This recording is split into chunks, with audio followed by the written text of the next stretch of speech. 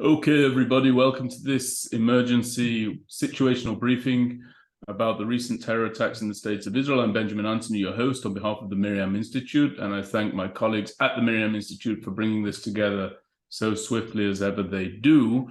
We had a couple of small technical issues at the outset, so we may well be joined, we're hoping to be joined by Colonel David Hacham, retired officer in Israel Defense Forces, in just a few moments, but until then, the questions on this very heavy subject will be ably handled by our in-house analyst, Yaakov Lappin. I'll read to you a little bit about Yaakov before we get going, but welcome to you one and all, and we appreciate you giving your time and your attention to a subject that suddenly, unfortunately, warrants that time and that attention. So to introduce our speaker, Yaakov Lappin. Yaakov is an Israel-based military affairs correspondent and analyst. He provides insight and analysis for a number of media outlets, including Jane's Defense Weekly, a leading global military affairs magazine, and JNS.org, a news agency with a wide distribution among Jewish communities in the United States of America. In the past, Yaakov worked as the defense correspondent for the Jerusalem Post. He is also a research associate at the Begin Sadat Center for Strategic Studies at Bar Ilan University in Israel. He's also a frequent guest commentator on international television news networks, including Sky News and I-24. He's the author of Virtual Caliphate, Exposing the Islamic State on the Internet. Yaakov earned his BA in Politics and Modern History from the University of Manchester, where he and I first met during our undergraduate studies, and his MA in the History of International Relations from the London School of Economics in the United Kingdom. Yaakov, thank you very much for being with us today. Thanks for having me on, Benjamin. It's always a pleasure. Thank you, and we appreciate it. And just to bring our audience up to speed, or really to provide some context for our conversation, Yaakov, an operation in Jenin was undertaken by the Israel Defense Forces last Thursday against a terror cell of Palestinian Islamic Jihad in order to prevent imminent attack plans against Israeli civilians. That group was found with charged explosives and loaded firearms, and the Israel Defense Forces killed 9 members of that cell, plus 1 civilian. That same evening, possibly in response to that operation, possibly not, rockets were fired from the Gaza Strip to on Friday night, the Friday night just passed, on International Holocaust Memorial Day, in what was the worst terror attack in more than a decade, a Palestinian gunman from East Jerusalem killed 7 people and injured 3 more in the Neve Yaakov neighborhood. The names of those victims were Asher Natan, who was 14, Eli and Natalie Mizrahi, who were 48 and 45 respectively, Ilya Sosansky, 26, Rafael Ben Eliyahu, 56, Irina Korolova, 59, and Shaul Hai, who was 68 years old.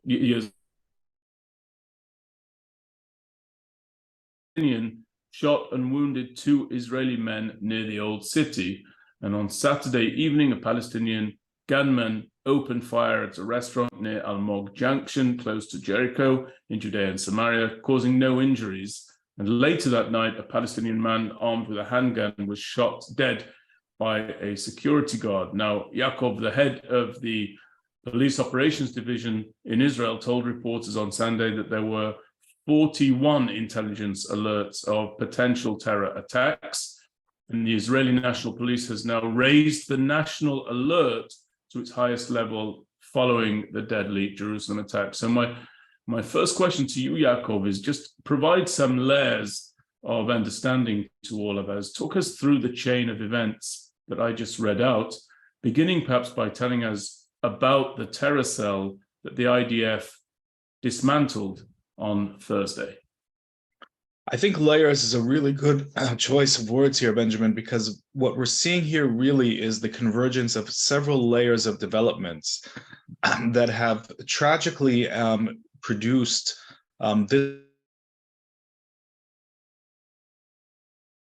What we have to start with, in my opinion, is really Jenin in the West Bank, in Judea and Samaria. The northern West Bank city of Jenin is a city in which the Palestinian Authority has lost all control. Palestinian Authority forces cannot enter Jenin. They are afraid to enter Jenin. They are physically unable to do so. And into that power vacuum, gunmen and terrorists, both of the organized and the unorganized type, have moved in. And Palestinian Islamic Jihad is especially strong in Jenin. They have what the Shin Bet, the intelligence agency here, calls a developed infrastructure. And that means that they have the ability to get together, to plot attacks, to raise funds and receive funds for those attacks, to put together explosives, firearms, and to implement those attacks. And that's exactly the kind of cell that the Shin Bet picked up on. Now, what makes that operation on Thursday that you described so unusual is the fact that it happened to conduct these kinds of operations at night, where I'm sure that you're very familiar with the advantage of a nighttime security operation. There's less friction with the local population. You're seen less by the enemy, and generally it goes off smoother. But in this case, there was simply no time to spare because the danger was so imminent.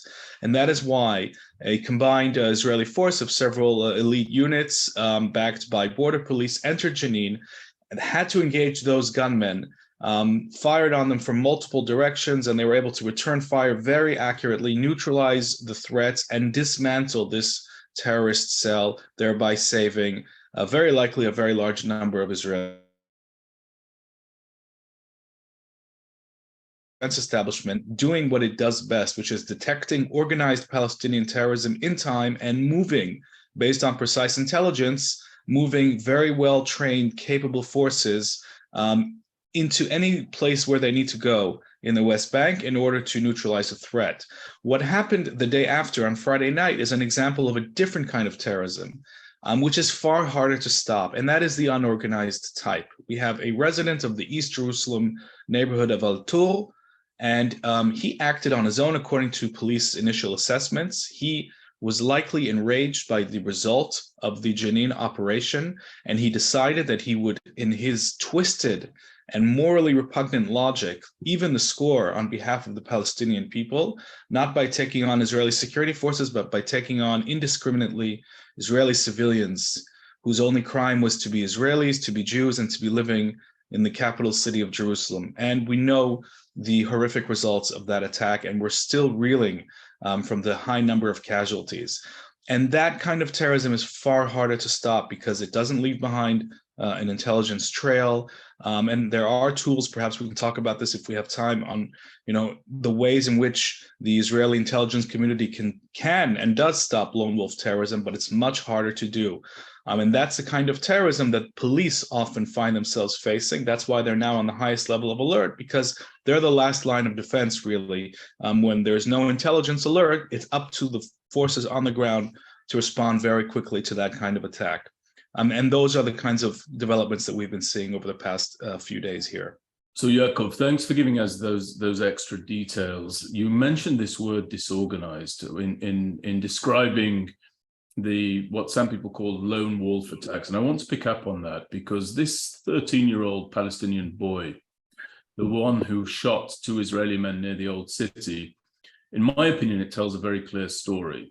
And I watched the video of that shooting, and I can tell you very, very clearly that boy exhibited a degree of confidence and familiarity with the weapon and a degree of precision that can only have come about, in my judgment, through sustained weapons training and, most alarmingly, clarity of mission, however depraved that mission may have been, and comfort with the mission. Now, explain to us the scale and whereabouts of such training, because as we both know, we were once 13 years of age. Neither the average 13-year-old boy nor the average 30-year-old man exhibits that degree of fluency with a weapon without having been very, very well trained in a sustained manner. Now, that's very different, Yaakov, to the stabbing attacks that we witnessed in 2015, where Palestinians, including teens, were wielding kitchen knives at their victims. That's the lack of organization you were referring to. This is a 13-year-old boy, in this case, trained and deploying his weapon. Where is that training taking place? Benjamin, I don't know where that whether that boy was really, really trained, or whether he took a gun from his relatives and went into a field and took some practice shots and day after day, gained confidence in his use of the firearm.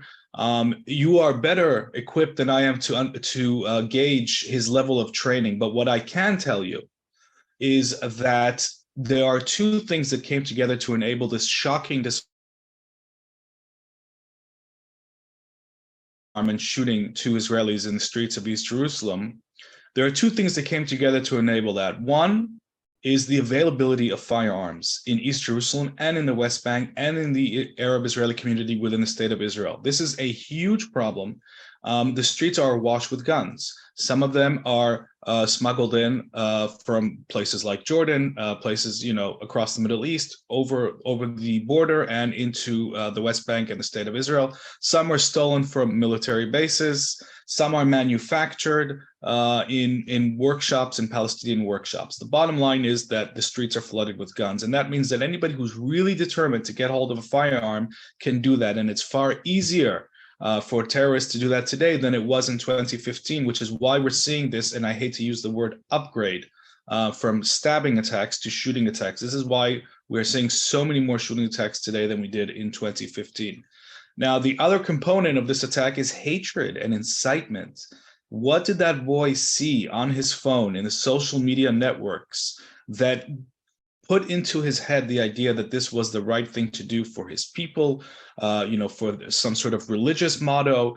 The fact is that he must have been exposed to unending incitement, which encourages all people who are exposed to that content to pick up a weapon and murder Jews on the streets of Israel. And I think that we have to analyze where some of that incitement is coming from. Some of it is coming from Hamas in the Gaza Strip. Very, very deliberate. And in that sense, I think it's correct to say this is not completely unorganized. There is an engine that's promoting these actions. And part of that engine is in the Gaza Strip. Hamas is playing a double game. On the one hand, it's preserving quiet in Gaza itself. But on the other hand, it's trying to export its violent jihadist and murderous ideology to the West Bank, to East Jerusalem, and into Israel proper, where it's very convenient for it to see the flames erupt, Israelis get murdered, and the Palestinian Authority look weak and grow increasingly weaker. And it can do all of this without risking its home base in Gaza. That is the strategy that Hamas is currently employing. And their incitement is a major part of what we're seeing. So that is the linkage I would make between the organized and the unorganized spheres of terrorism that we're Yaakov, seeing. I'll just add again, or I'll reiterate my view. I think that boy was trained. I don't believe that a young boy can simply grasp a firearm like that, learn how to load it, learn how to hide behind a vehicle, which is what he did. By the way, for our listeners and viewers, this is all out there in the open. You can go and you can search a videoed recording of this particular attack. That is a trained individual, shockingly young for his training, but virtue of his mission, however misguided and wrong that mission may be and profane it may be. Let's pull a little bit further back, because this comes to what you were speaking about with regard to Judea and Samaria, and of course Hamas in the Gaza Strip. And that's the strategic significance of all of this. So Meir Ben Shabbat, who was the former national security advisor to Prime Minister Benjamin Netanyahu, he has expressed that the Palestinian Authority, led by Mahmoud Abbas, has failed, absolutely failed in its mandate to combat terrorism emanating from Judea and Samaria, or the West Bank. He's actually raised the question, as a consequence of that failure, of why the Palestinian Authority needs to exist at all, given that it is falling short of upholding one of its central responsibilities, namely countering terrorist activities aimed against Israeli civilians. He's also warned that as a result of the failure of the Palestinian Authority, we could see a return to the wide-ranging operations such as Operation Defensive Shield, which the IDF launched back in 2002 to curb the horrific violence and homicide bombings that were emanating from Judea and Samaria at that time. Do you think that that's possible, Yaakov, or do you think Ben Shabbat's speaking somewhat hyperbolically when he suggests that we'll see a return to a large-scale military operation in Judea and Samaria? So, okay, so there's a lot up in the air there. Let's try and take it down one by one. Regarding the possibility of a larger military operation, that is certainly an option. It's on the table. It's on the cabinet's table. However, and this is a big however, I don't think we can compare the current situation to what we had prior to Operation Defensive Shield in 2002. Agreed. And the reason for that is because the IDF, since Defensive Shield, has never really left the West Bank, Judea and Samaria. It is conducting nightly security operations, just like the type that we saw in Jenin. The only difference with the Jenin operation was that it was daytime and that it had a high number of casualties. But the actual operation is something that's going on an almost weekly basis in that city. And Nablus and all of the areas that the Palestinian Authority is failing to control are seeing the IDF come in on a nightly basis and conduct those arrests and, if necessary, those firefights. And that means that Israel has a degree of operational control and intelligence control over those areas that it never had prior to 2002. So I think we need to put that context on the table. Regarding the role of the Palestinian Authority, I think, in the Middle East and in the sort of school of realism that I very much believe in when it comes to understanding Israeli interests in this region, I think we have to always look at alternatives. And there is so much we can say against the Palestinian Authority, and all of the criticism would be absolutely valid. But what I want to add to that discussion is that without the Palestinian Authority being in its place, I think Israel's strategic situation would be worse.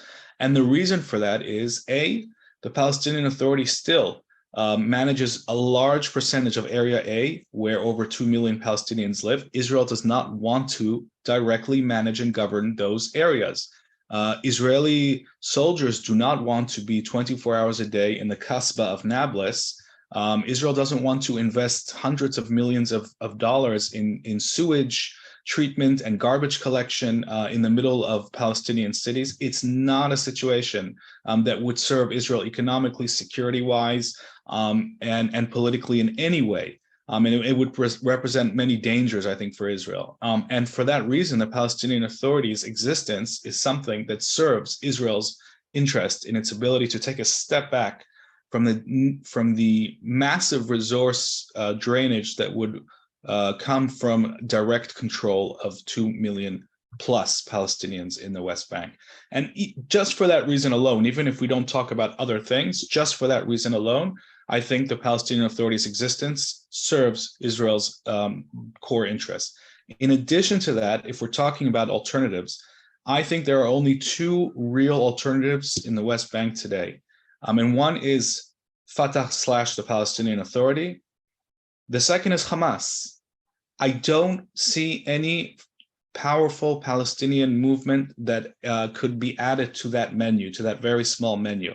And therefore, if I have to, as an Israeli, choose who I'm looking to deal with on the other side of the green line, I'm going to choose Fatah and the Palestinian Authority, despite all of their many, many shortfalls and all of the criticisms absolutely valid. I'm going to choose them over the mortal enemy that is Hamas. So that, in a nutshell, is how I view that issue strategically.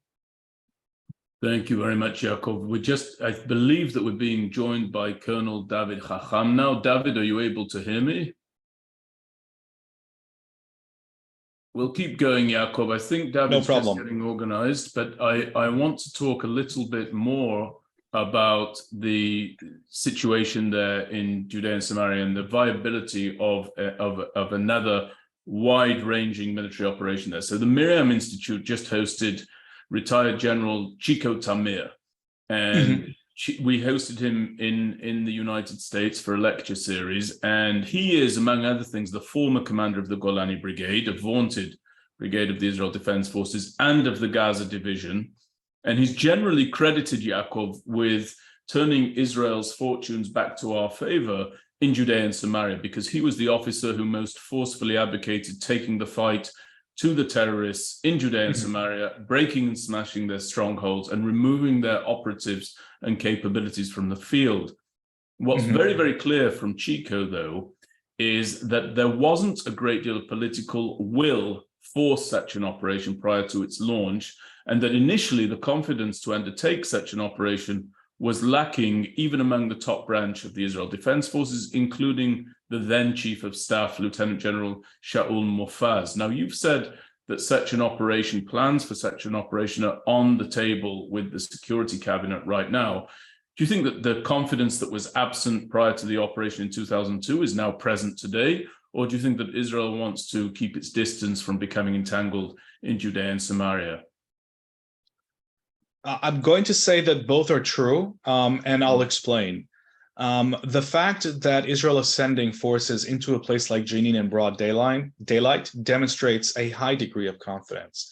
Even if it's a pinpoint operation, the fact that it can become entangled, the fact that firefights are likely and those forces are going in all of the time is a demonstration of real confidence in the capabilities of Israel's security forces to go into those areas and not to let them deteriorate into the kinds of places that they were leading up to the 2002 Operation Defensive Shield. And at the same time, Israel is definitely interested in avoiding a larger scale escalation in Judea and Samaria because there are simply strategic priorities that are more important and more urgent for Israel to deal with. And one of those is the fact that Israeli ground forces are very much in need to be trained and to be continually trained without disruption for a far greater enemy. And that enemy is Hezbollah in Lebanon. Hezbollah in Lebanon, as we all know, is an extension and a proxy of Iran. Iran's nuclear program is making disturbing progress all of the time. Israel and Iran may find themselves on a collision course in the next couple of years.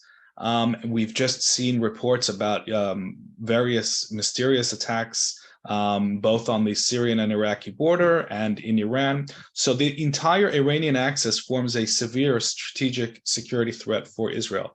And Israel, because it is a country even that has a very impressive and capable military, it still wishes to prioritize and not get pulled into multiple arenas all at the same time. So if it can prioritize readiness for Hezbollah in Lebanon, for the Iranian threat, for the northern theater, and avoid an escalation, if it can, and there's no guarantee that it can, avoid an escalation and a drainage on ground forces in the West Bank and possibly in Gaza too, because, you know, one arena can easily ignite the other, then it will try and avoid that. If it can't avoid it, then it's going to deal with the security threats that appear in the Palestinian arena. But if it can avoid it, it will seek to avoid it, specifically because Israel has bigger fish to fry. And that is Iran and Hezbollah. Those demand a lot of readiness, a lot of training, a lot of capability building.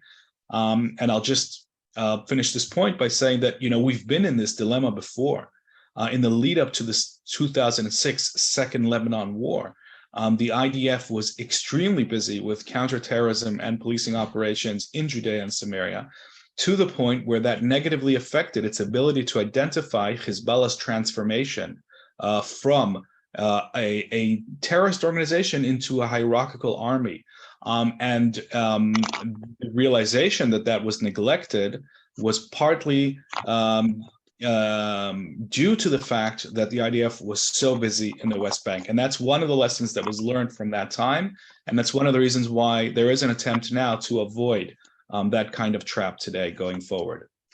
Thank you very much, Yaakov. So we're going to carry on with this on the issue. You've really pulled back the lens there, and I always appreciate that. I want to talk now about the impact of this when it comes to some additional strategic considerations we have. So recent events, the ones about which we're talking right now, they've obviously impacted upon all of us, and they've cast something of a pall over the visit of US Secretary of State Antony Blinken, who's right now in Israel for a 2-day visit. And despite the impact of these events, Meir Ben Shabbat, the former national security advisor to Netanyahu that I quoted earlier, he's argued very, very strongly that issues with the Palestinians must be firmly presented as a secondary issue from the Israeli perspective, the primary issue being Iran. Can you share your thoughts on that? Do you think that we can successfully keep the focus on Iran, or do you think perhaps that the Palestinian issue is actually an issue of the level of first order issues that Israel must tackle? Israel will have to tackle the Palestinian issue one way or the other. The question is how it will tackle it. Will it be primarily through a military emphasis, or will Israel's ability to deal with the Palestinian issue be tied to a much longer term strategy? And I think that, if we're talking about prioritization of arenas and adversaries, I think Meir Ben Shabbat's observation that Iran is the number one focus right now for Israel is absolutely correct. Iran is developing a nuclear program. That's an unprecedented threat that this state is facing. And when you combine that with Iran's regional activities, its entrenchment, its buildup in Lebanon, its attempt to infiltrate Syria, those issues are a far greater military threat to Israel than Palestinian terrorism, as awful as it is. So if there is a way to turn the flames down as much as possible and contain, and through the selective use of force, but to contain and control the Palestinian arena, in order to prioritize attention and readiness for Iran and the Iranian axis in this region, I think most members of the Israeli defense establishment would prefer to do that.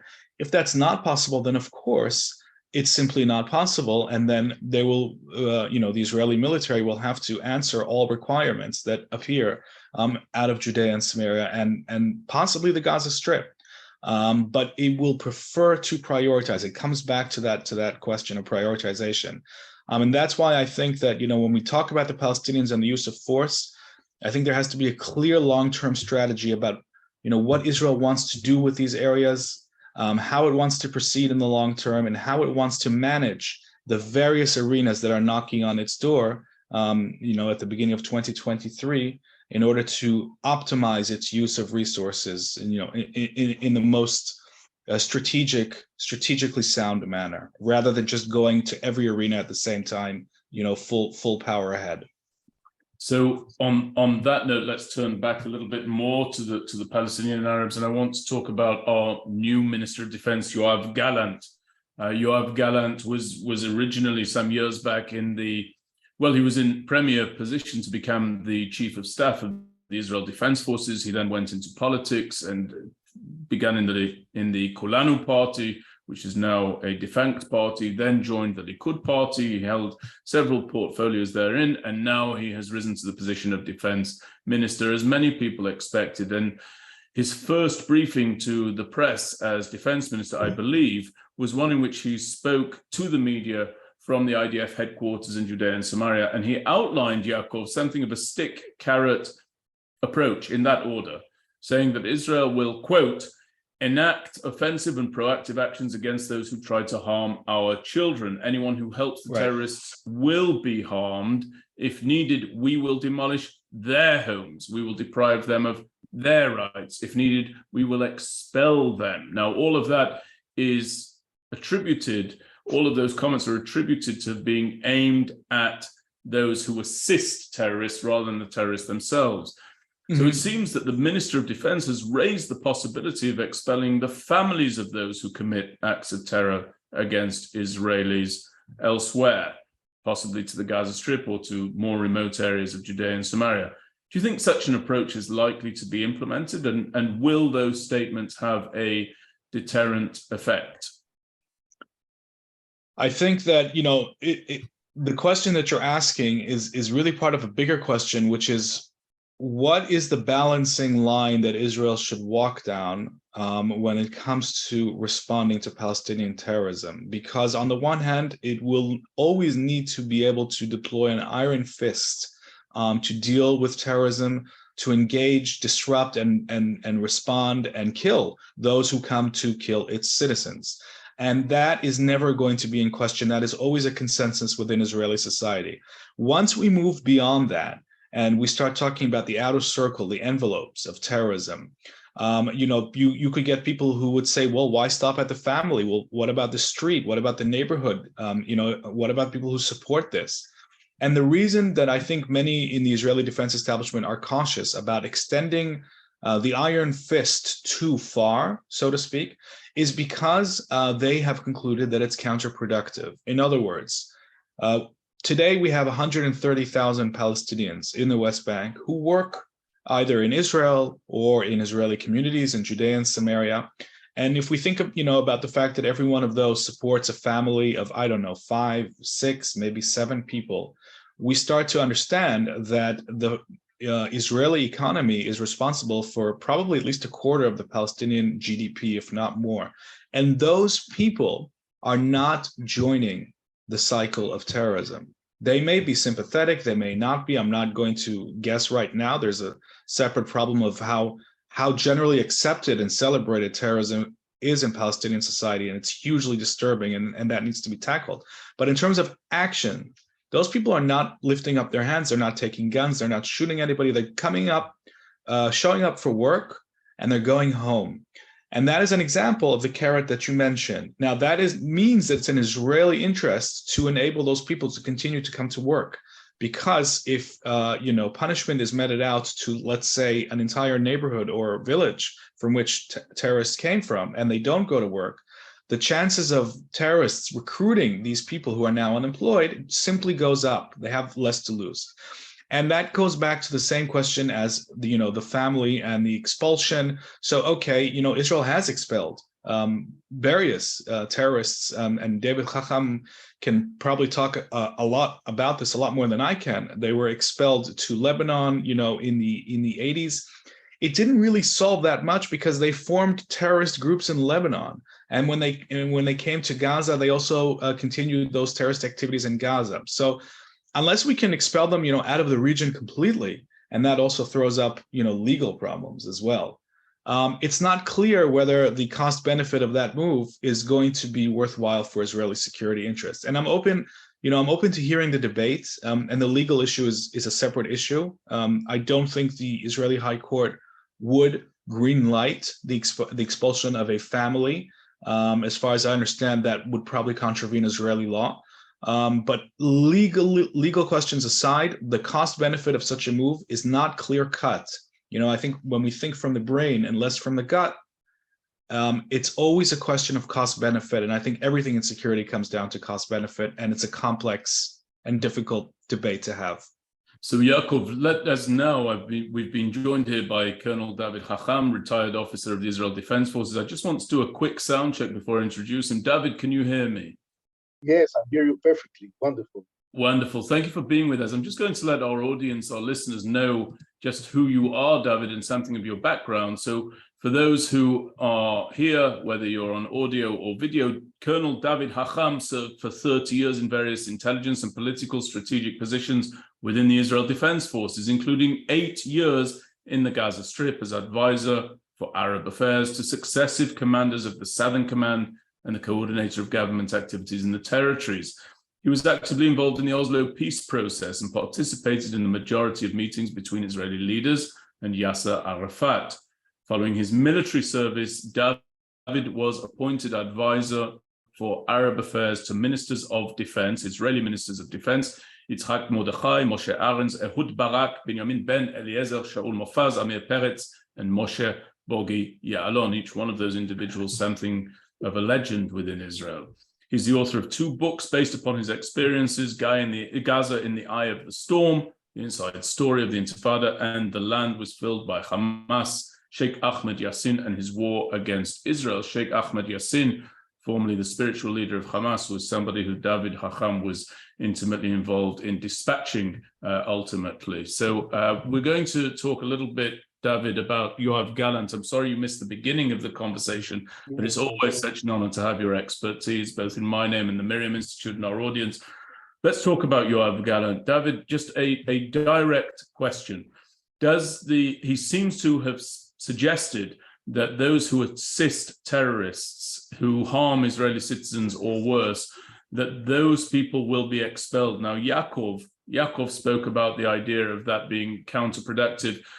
Can you tell us a little bit about the practice of expelling individuals from Israel, where they go to, and do you view it as helpful or do you view it as a hindrance, David? No, listen, when I'm looking to my experience as regards to all the means taken by the Israeli authorities, by the IDF, by the Shabak, the General Intelligence Service, and when I'm looking to our, lessons from all these means that we're taking against the Palestinian terrorists, I must tell you that in the list of the means that Israel used during the years, number one in terms of effectiveness vis-a-vis the Palestinians, vis-a-vis the Palestinian terrorists, vis-a-vis the Palestinian organization, was the expel of the leaders from the territories, from Gaza and from the West Bank, Judea and Samaria alike.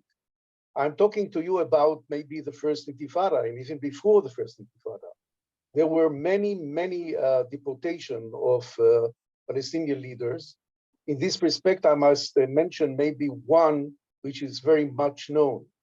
I don't know if the name of the leader of Al-Jihad al-Islami al-Falastini in the Gaza Strip is known to you, Fathi Shqaqi, Dr. Fathi Shqaqi.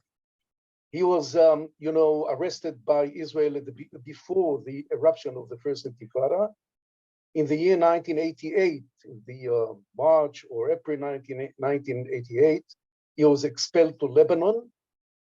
And later on, he arrived to Damascus and he led the Al-Jihad al-Islami from Damascus. But at the end of the day, while he was in a visit in Libya, when he wanted to come back to Syria, he flew through Malta. And Mossad agents came to Malta. It was in the 26th of October, 1995. That is to say, several weeks before the signing of the interim agreement by Yitzhak Rabin, the late Yitzhak Rabin. I'm talking to you like 30 years ago. This was like a nightmare for the Palestinian organization.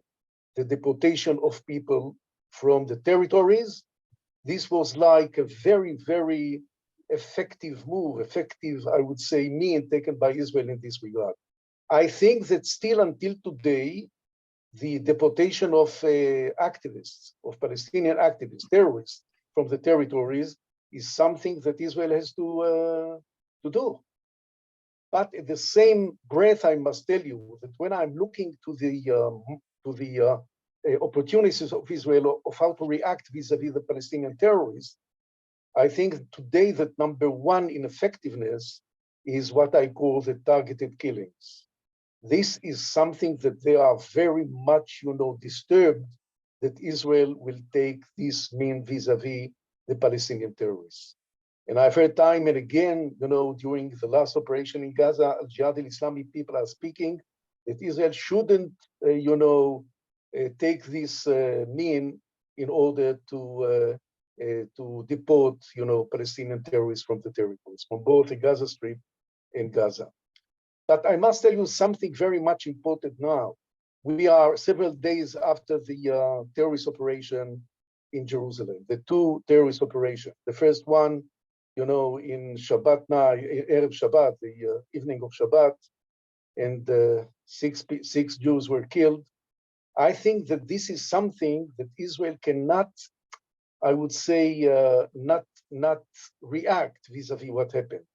But at the same time, I think that so David, what do you mean Israel can't react? If 7 Israeli citizens are killed by terror, there has to be a reaction, there has to be a response. Can you just clarify what you mean there? Yes, I want to clarify. You are right. Thank you.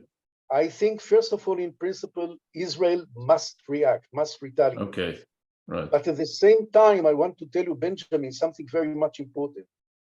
I don't think that Israel should escalate the situation from itself. Mm-hmm. You have to understand this. I mean, at the end of the day, I told this Yaakov a couple of days ago, I think that Israel won't have any other choice during this year, 2023, but to wage a large scale of military operation in the West Bank, in Judea and Samaria. But this is, of course, in condition that the terrorist act will continue in Judea and Samaria. And I can tell you in this regard, only from today, from my conversations with Palestinians from Ramallah, that the situation today is very much tense. and the prospects, the chances that this wave of terrorism will be ended is something in the air. It's not on the ground. And everybody has to be prepared for the continuity of terror activities in the territories. In any case, I think some retaliation move has to be taken by Israel.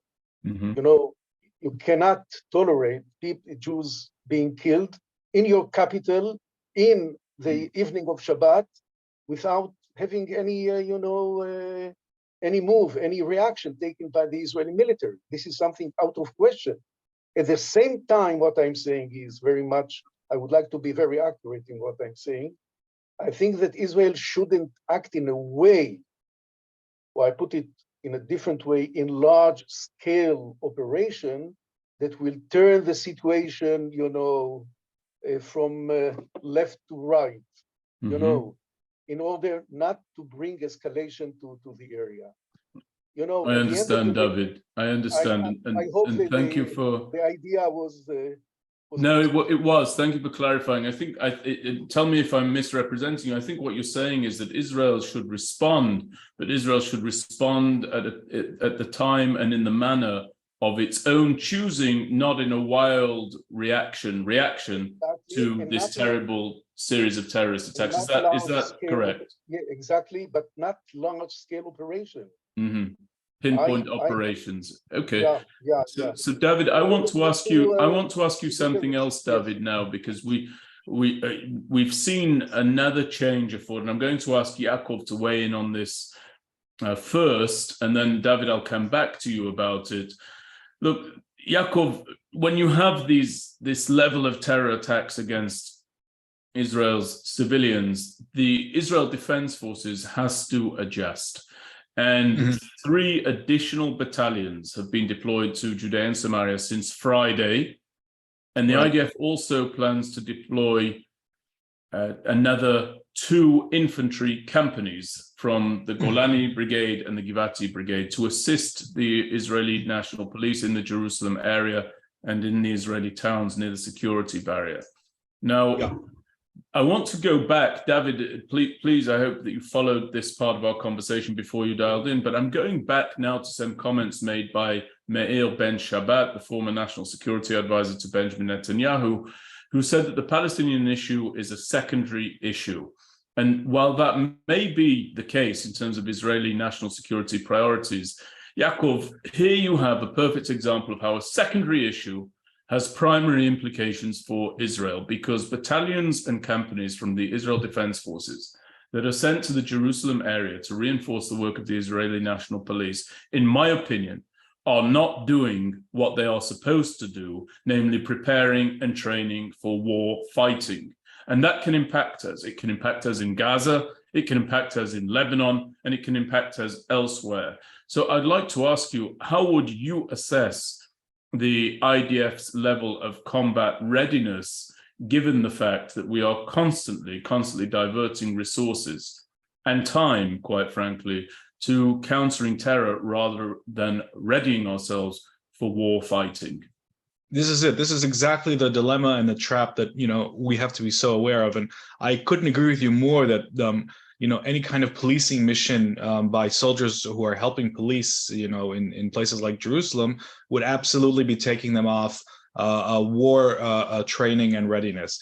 In terms of how prepared the IDF ground forces are, I'm actually more of an optimist. I believe that today, the Israeli ground forces level of training, quality of training, command and control capabilities, technology that is beginning to really arrive and enable IDF ground units to act as a single network, a combat network that is in real-time touch with the Air Force, with the Navy, that can activate air power. You have a situation today where you have battalion commanders that are able to activate fighter jets from a tablet and get them to strike targets, within seconds. And this kind of stuff was just unthinkable even 10 years ago. I believe that the IDF ground forces today are better prepared for war against Hezbollah than they've probably been at any time in IDF history since Hezbollah has been a threat to the state of Israel. I believe that the ball has dropped, so to speak, and the understanding that Hezbollah is not some guerrilla terror force, but is a hierarchical army that is armed with more firepower, at least in terms of its surface-to-surface firepower, than most NATO armies. And the fact that it can rain down, a very significant level of destruction down on Israeli cities, and that the only way to extinguish that threat, fully extinguish it, is through a very rapid ground offensive. I think that ball has dropped, that realization has sunk in, and the ground forces are training for that. Now, the IDF has to be able to deal with more than one front simultaneously. But what it has done, I think, in terms of at least Judea and Samaria is concerned, is it's constantly finding solutions that give ground forces more and more time to train. And that includes the setting up of more and more territorial defense battalions whose job is only to secure their areas. We're seeing these pop up along the Jordanian border, along the Egyptian border. That frees up, IDF wartime battalions to train for war. It really helps free them up. And there are other, things going on that are basically designed to put combat training front and center.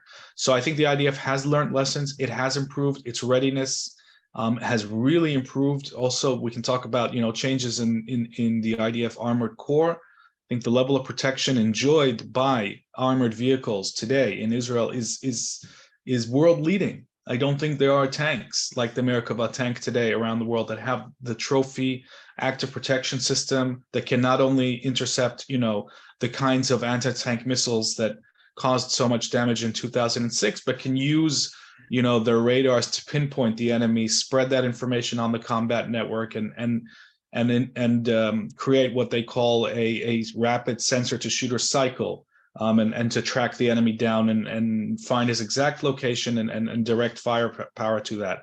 So I don't want to be too comfortable with the IDF's readiness. There's always things to improve, and there are always risks and failures. But I do believe that the readiness is high, and I do believe that it's improving. And I believe that if, say, 3-4 years ago, the quality gap between Israel and its enemies was beginning to decrease to a disturbing level because Israel's enemies figured out how to use urban areas as rocket launch zones, how to hide, how to stay out of the IDF's radar, and quite literally, actually.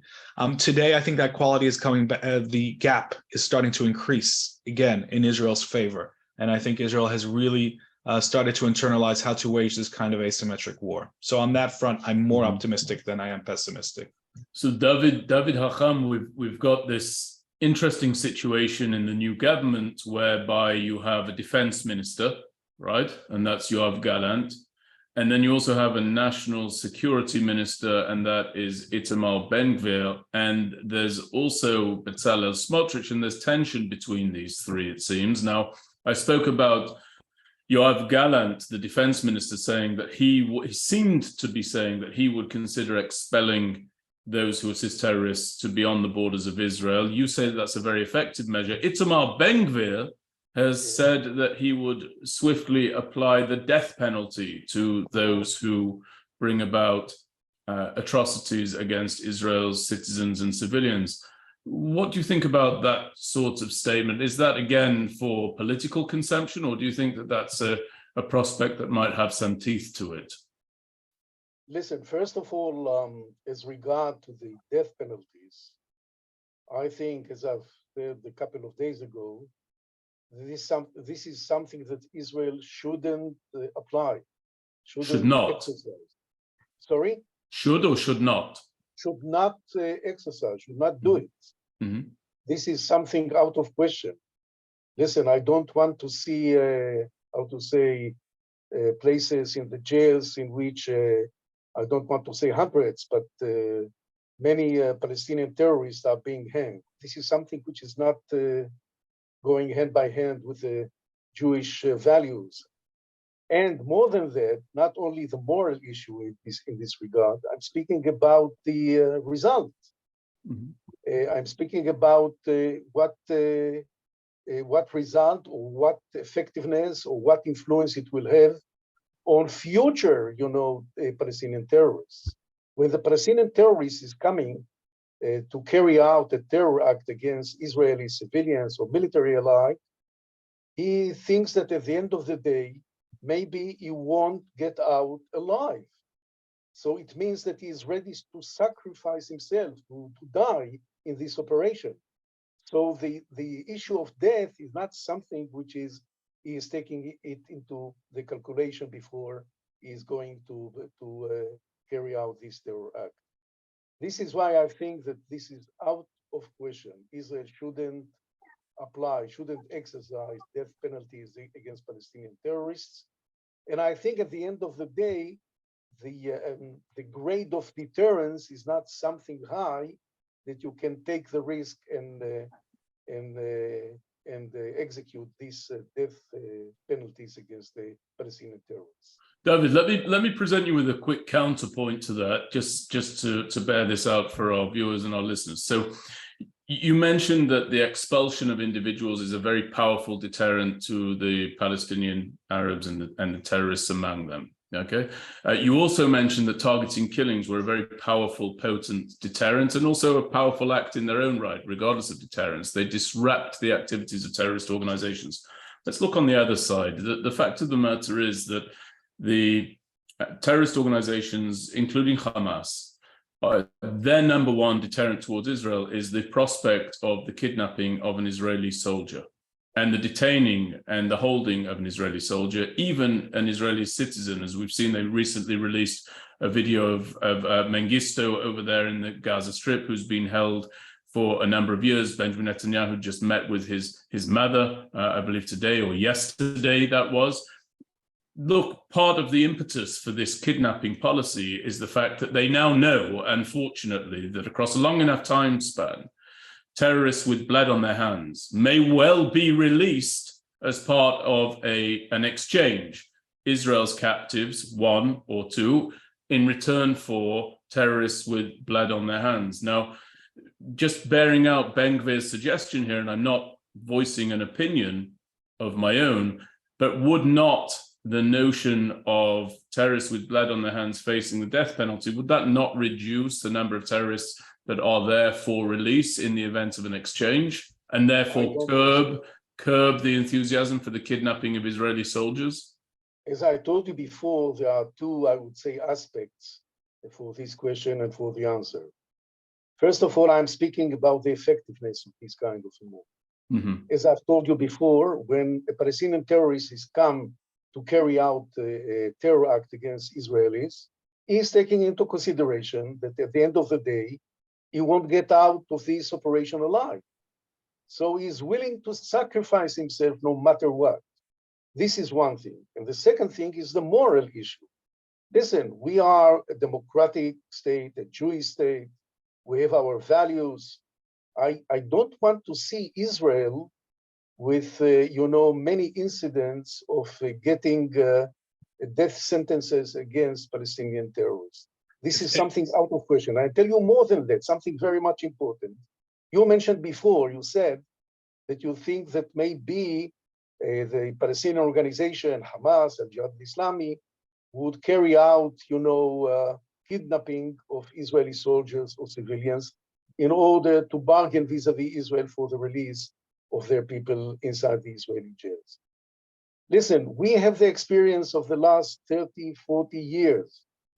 We have the experience of release of thousands of Palestinian, terrorists from the Israeli jail.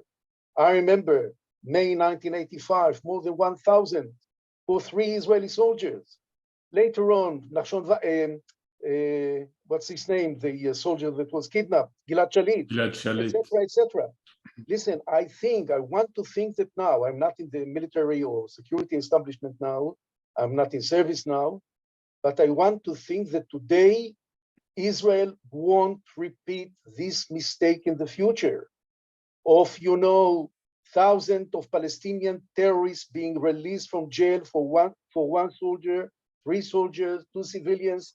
This is out of question, out of question. There's another angle here as well, I think, and I'm sorry for barging in, but David, you told me, I think it was yesterday, that if Palestinian terrorist organizations see one of their own coming up for a death sentence, for capital punishment, the likely result of that would be them being more motivated to kidnap Israeli civilians and soldiers in order to try and prevent that execution. Is that correct? Correct, 100%. This will encourage the Palestinian organization to carry out kidnap operation against Israeli civilians and military ally in order to get release of their people inside, the Israeli jail. But I'm saying I'm totally against death penalties of Palestinian terrorists. Thank you, David. So I only have time for one. I only have time for one last question. But before I move on to it, two quick comments. First of all, I think it's absolutely remarkable, David, and it speaks volumes about the principles with which our senior defense establishment figures operate. When we hear someone with your pedigree, with the amount of time that you've spent operating in the Gaza Strip, in on the negotiations with leaders of Hamas, all sorts of other things that you undertook in service to our country, and yet you still say our standards must be aligned with our own measurements of our standards. They must not be informed by the depravity of the enemy. And I think that that's a great, great testament, which you may not necessarily think of directly because it's just part of who you are. But I hope that our listeners and our viewers do appreciate that. That's the first thing. The second thing is, I'm just going to say this, time will tell, and I wish it wasn't the case. I think you're wrong. I think that unfortunately your ambition for the policy of prisoners or terrorists to be released in exchange for soldiers, I don't think that it's out of the question when it comes to the decision-making in the Security Cabinet. I wish it was, but I hope you're correct, but I dare say I fear that you are mistaken. I don't think it's been removed at all. I have no reason to think that. So let's just move on to the final question here for both of you, and I'm going to ask for a short answer just in deference to our listeners and our viewers. David, you are somebody, you came on here when you joined this particular episode and you spoke about the first intifada, you lived through the second intifada. I mentioned that you were involved in the dispatching of key individuals at the top of Hamas. When I say dispatched, I mean we were involved in the elimination of those individuals, some of them. A lot of people talk about an intifada. Sometimes I think they use that term too loosely, but let me ask you a brief, quick answer. Are we in the midst of another intifada? It's really the main question nowadays. I'll tell you frankly, I think that today the chances for another intifada to be carried out by the Palestinians are higher than before. And I'll tell you one thing, first of all, in a very short way. The frustration in the Palestinian side is very high, in a high degree of no progress, no promotion in the peace process, in negotiations with the state of Israel, and they are very much frustrated. This is something that we have to take into consideration. And secondly, you have to bear in mind that we are speaking about the last phase of Abu Mazen in the leadership of the Palestinian Authority. He's like 87 years old, and is going, this is the last, period of time of Abu Mazen in the Palestinian leadership. And the situation nowadays in the Palestinian arena is that Abu Mazen is very weak, and we are now at the midst of the internal struggle among the potential candidates to come to power after Abu Mazen. So the situation is very much, complicated in the Palestinian side. And I think in answering, in one word or two words to your question about the Intifada, the chances are very high now that a new round of hostilities, and I think the word Intifada maybe is not the proper way to use, because as you probably know, the Intifada means more, civilian acts, demonstrations, etc., etc. But in this case, I think that we are going to see more terrorist operations, terrorist acts against Israeli civilians and Israeli soldiers. Yaakov, a derivative of the same question. You're in near constant touch with active senior members of the Israeli security establishment. Are you hearing them bandy about the word intifada? Do they seem to think we're in the midst of one now? It depends on how you define intifada, but I think that, we were talking at the beginning of this conversation on different kinds of terrorism. So the scenario of an escalation in the number of lone wolf or technically unorganized terrorism seems to be more likely than not in the coming months. We've got Ramadan coming up in the second half of March, which has proven in recent years to be a time when inflammatory and hardline Islamist messages particularly seem to get through. And the incitement, reaches peak level. We've got tensions around the Temple Mount. We've got flashpoints. In every counter-terrorist operation going forward in Jenin could turn into a new flashpoint. So yes, there are many factors that can push the situation into an intifada mode, but there are also restrainers. When we're looking at what influences reality, there is the economic equation, the carrot that we discussed.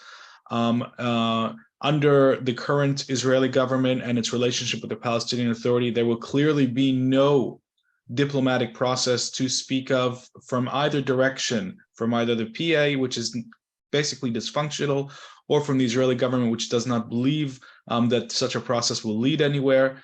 So that will not be put into the mix. And just from a security perspective, a process like that could have a calming effect to a certain degree, but it won't be there.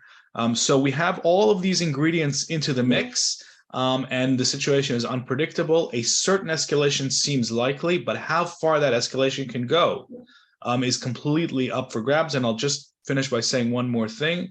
The scenario of lone wolf, terrorists, people picking up guns and committing atrocities is only one version of how an intifada could look like.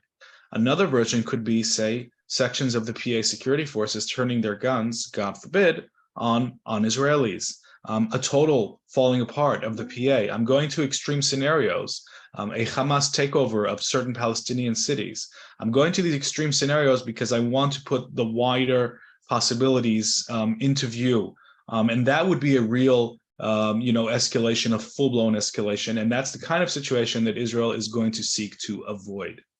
Well, Yaakov, I don't think that those are extreme scenarios. I think they're scenarios about which all of us have to be very, very clear-eyed. We've seen such scenarios play out throughout the Middle East where various forces, Western forces, have been operating and they've been fired upon by those to whom they supply the weaponry in the first place. And I have to say, we don't have time to go into it now, but it, of course, raises the question about the wisdom of having armed the PA in the first place. And that's something that we can discuss at another time. But I appreciate you drawing that to the attention of all of us.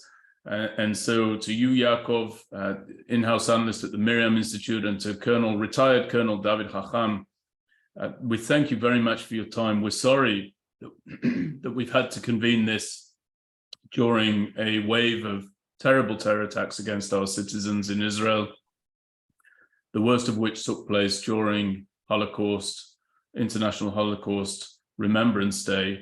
That deterred the terrorists not one jot, of course. And I thank our listeners and our viewers for being here and for, as I said at the top, really directing their time and attention to a subject that warrants that time. One very, very quick announcement. Next week, we'll be releasing a recording of a briefing given by former General Chico Tamir, who was the general who headed up Operation Defensive Shield back in 2002. Who I mentioned was here on a lecture tour with the MirYam Institute. I encourage everybody to look for that podcast and to watch that video when it is released. You can find it on our website, miryaminstitute.org. And of course, together with my colleagues at the MirYam Institute, who I thank for bringing this about, and for all of the House of Israel, we pray for Shalom al Israel, peace over Israel. Thank you very, very much indeed to both of you. And thank you for raising our level of understanding. Thank you. Thank you very much, Benjamin. Bye-bye. Bye-bye.